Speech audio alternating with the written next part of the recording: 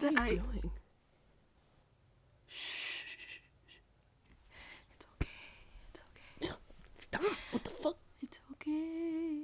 I'm so lost right now. If I die here today, Can you just go back to if sleep? either of us die here today, Dude, you're sleeping over. You can leave at any time. I just wanted you to know my deepest, darkest secret. Why? For the complexity of my character!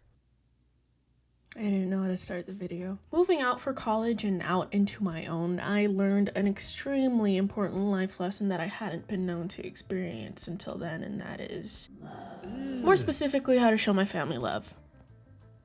Because I couldn't. It was gross. Distance makes the heart grow fonder and keeps us from wanting to kill each other. That's the real quote. Independence is something I'm sure we've all desired, physically, financially, or maybe just the expression of. And that could mean anything from like focusing on yourself or moving out of your parents' house. It's a natural evolution of life as we go from pooping our diapers to pooping normally. But independence can often be followed by the feeling of loneliness and missing the people who are once a staple of your everyday life, making you appreciate them and the time you get to spend with them a whole lot more after the fact. So if the space between people makes them love each other more, then what happens when those same people are forced to be in a room with each other? I realized a flaw in linguistics when I was writing this. So I will mention the elephant in the room. It seems pretty straightforward that being in close proximity with someone would make you closer to them, but we're trying to challenge a saying here, okay? So if distance makes the heart grow fonder, does closeness make the heart grow honest? Have you ever heard the term bottle episode? If you don't know what that is, shut up. Yes, you do. A bottle episode is described as a cost-saving strategy in television, typically filmed on minimal sets with a small cast, focusing on dialogue and character development while saving budget.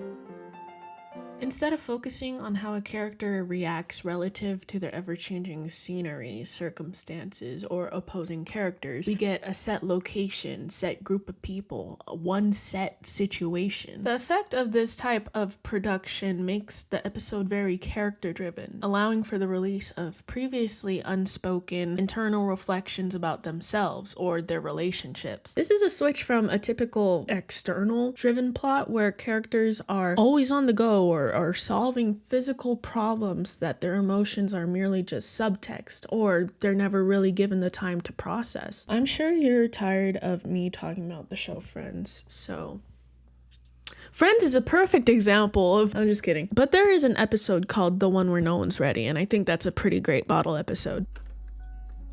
Season 3, episode 10 of Breaking Bad, Fly, is a classic bottle episode as a result of the rest of the season costing way too much money. And that is true. That is fact. We get an episode of Walter White and Jesse Pinkman trying to get rid of a fly in their lab. Sounds boring, right? Who would want to watch an entire 40-minute show of two guys just trying to get rid of a fly? It's no busting the cartel or anything. However, through this seemingly small task, we see Walt's psyche begin to unfold as he realizes the severity of working under Gus Fring, the big bad boss drug guy. The episode already starts off with some tension between Walt and Jesse, you know. A typical Breaking Bad episode. You didn't follow my instructions! Oh, Ohio! After one of their cooking sessions, when Walt claims that some of their product is missing, implying that Jesse may have taken some, which he denies.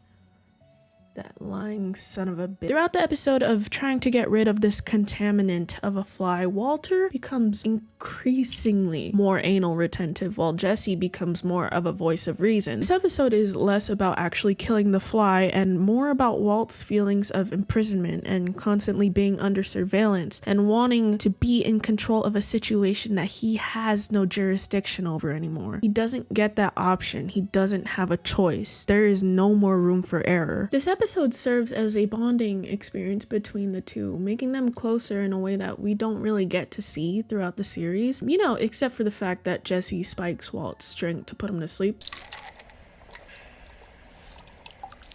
Through this moment of sincerity, Walt feels guilt and remorse about Jane, Jesse's love interest, and her death due to overdose, which he could have prevented but didn't due to selfishness. Though he still omits the part where, you know, He was in the room when she died. He still apologizes to Jesse, showing us a more paternal side of Walter White that we don't really get to see throughout the series because he goes absolutely bonkers. Oh, zap! Somebody got got, yo!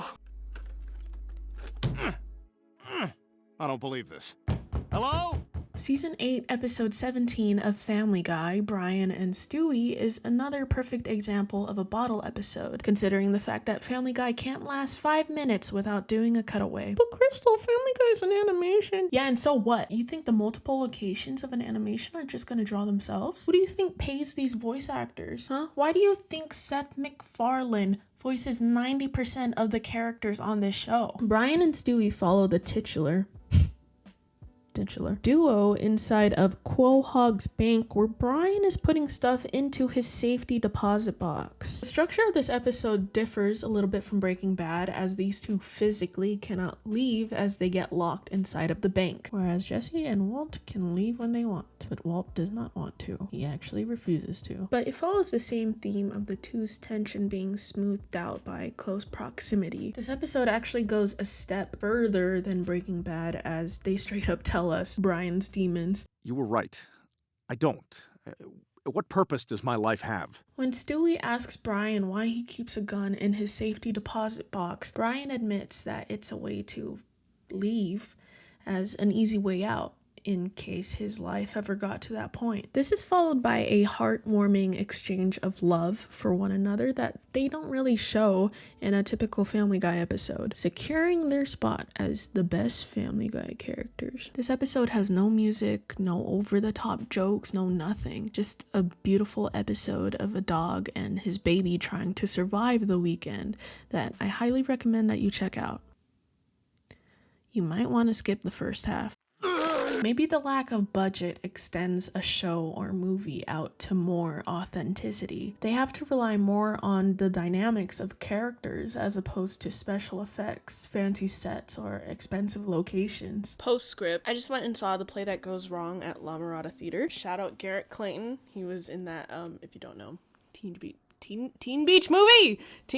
And it just reminded me of the idea that I had that I completely forgot I wanted to talk about when I was thinking about this topic of video. This is not really part of like the thesis, but part of the appeal of bottle episodes, I feel like, is because it almost feels like a play. As I was sitting there watching The Play That Goes Wrong, I was like, the setting isn't changing, and they're just trying to figure out this one problem, but like they still manage to make it entertaining and blah blah blah. Bottle episodes are so restricted to its one environment and cast of characters that if you were to watch a play and see how it's literally in just one setting, you would think of it as like a bottle episode. This is why I script my stuff. I can't really talk off the top of my head. Yeah. They limit themselves to the primary foundation of the story. And this is what I think is the biggest problem for movies or shows that make productions just for the sake of production. Take a look at Marvel movies. You can tell that when these movies began churning for the sake of cashing out, that the quality of the story began decreasing. Compare the first Iron Man and Captain America movie to the more recent Marvel movies. Not saying a budget of $140 million is a small amount of money, but it's definitely smaller than what they work with now. When everyone talks about superhero fatigue, I genuinely think it's because we do not give a fuck about the characters anymore, because they don't make it so that we care about them. Those beginning movies felt so individualized because they focused solely on the person and their values and their beliefs and how they became the person that we grew to love. Taking the time to dive into the consciousness of a character makes them more relatable, realistic, makes us have empathy. This all goes back to Aristotle's 3 modes of persuasion. To get an audience to believe you and your credibility, you need ethos, pathos, logos. How can you expect me to pathos without ethos? I mean, look at Thor: Love and Thunder.